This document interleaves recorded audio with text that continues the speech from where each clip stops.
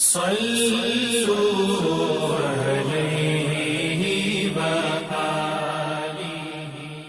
بخاری حدیث نمبر 251۔ ابو سلمہ اور حضرت عائشہ رضی اللہ تعالیٰ عنہ کے بھائی حضرت عائشہ رضی اللہ تعالیٰ عنہ کی خدمت میں گئے۔ ان کے بھائی نے نبی کریم صلی اللہ علیہ وسلم کے غسل کے بارے میں سوال کیا تو آپ نے سا جیسا ایک برتن منگوایا، پھر غسل کیا اور اپنے اوپر پانی بہایا۔ اس وقت ہمارے درمیان اور ان کے درمیان پردہ حائل تھا۔ صحیح بخاری حدیث نمبر 252۔ ابو جعفر محمد باقر نے بیان کیا کہ وہ اور ان کے والد جناب زین العابدین جابر بن عبداللہ کے پاس تھے اور کچھ اور لوگ بھی بیٹھے ہوئے تھے۔ ان لوگوں نے آپ سے غسل کے بارے میں پوچھا تو آپ نے فرمایا کہ 1 سا کافی ہے۔ اس پر ایک شخص بولا، یہ مجھے تو کافی نہ ہوگا۔ حضرت جابر رضی اللہ تعالیٰ عنہ نے فرمایا کہ یہ ان کے لیے کافی ہوتا تھا جن کے بال تم سے زیادہ تھے اور جو تم سے بہتر تھے، یعنی رسول اللہ صلی اللہ علیہ وسلم۔ پھر حضرت جابر رضی اللہ تعالیٰ عنہ نے صرف ایک کپڑا پہن کر ہمیں نماز پڑھائی۔ صحیح بخاری حدیث نمبر 253۔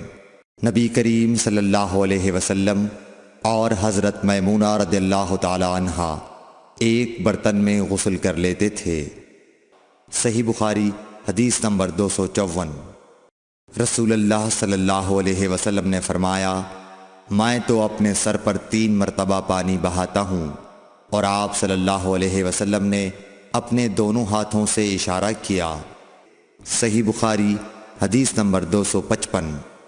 جابر بن عبداللہ رضی اللہ تعالی عنہ نے فرمایا کہ نبی اکرم صلی اللہ علیہ وسلم اپنے سر پر 3 مرتبہ پانی بہاتے تھے۔ صحیح بخاری حدیث نمبر 256۔ جابر بن عبداللہ نے بیان کیا کہ میرے پاس تمہارے چچا کے بیٹے، ان کے مراد حسن بن محمد ابن حنفیہ سے تھی، آئے۔ انہوں نے پوچھا کہ جنابت کے غسل کا کیا طریقہ ہے؟ میں نے کہا، نبی کریم صلی اللہ علیہ وسلم 3 چلو پانی لیتے اور ان کو اپنے سر پر بہاتے تھے، پھر اپنے تمام بدن پر پانی بہاتے تھے۔ حسن نے اس پر کہا کہ میں تو بہت بالوں والا آدمی ہوں۔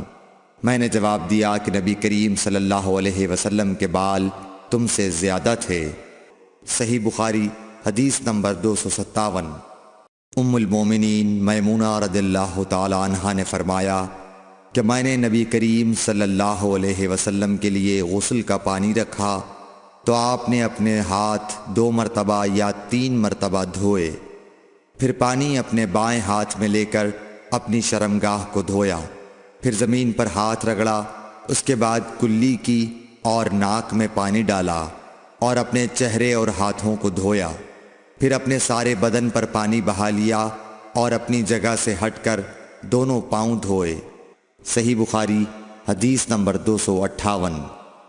نبی کریم صلی اللہ علیہ وسلم جب غسل جنابت کرنا چاہتے تو حلاب کی طرح ایک چیز منگاتے، پھر پانی کا چلو اپنے ہاتھ میں لیتے اور سر کے داہنے حصے سے غسل کی ابتدا کرتے، پھر بائیں حصے کا غسل کرتے، پھر اپنے دونوں ہاتھوں کو سر کے بیچ میں لگاتے تھے۔ صحیح بخاری حدیث نمبر 259۔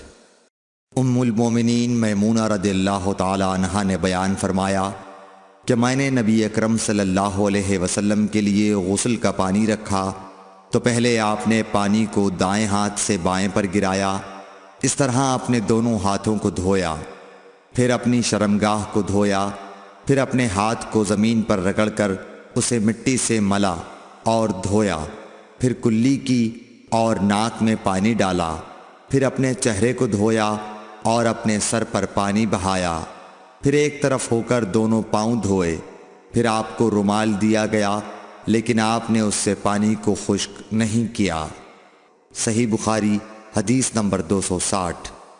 نبی کریم صلی اللہ علیہ وسلم نے غسل جنابت کیا تو پہلے اپنی شرمگاہ کو اپنے ہاتھ سے دھویا، پھر ہاتھ کو دیوار پر رگڑ کر دھویا، پھر نماز کی طرح وضو کیا، اور جب آپ اپنے غسل سے فارغ ہو گئے تو دونوں پاؤں دھوئے۔ Thanks for watching. Don't forget to like, comment, share and subscribe to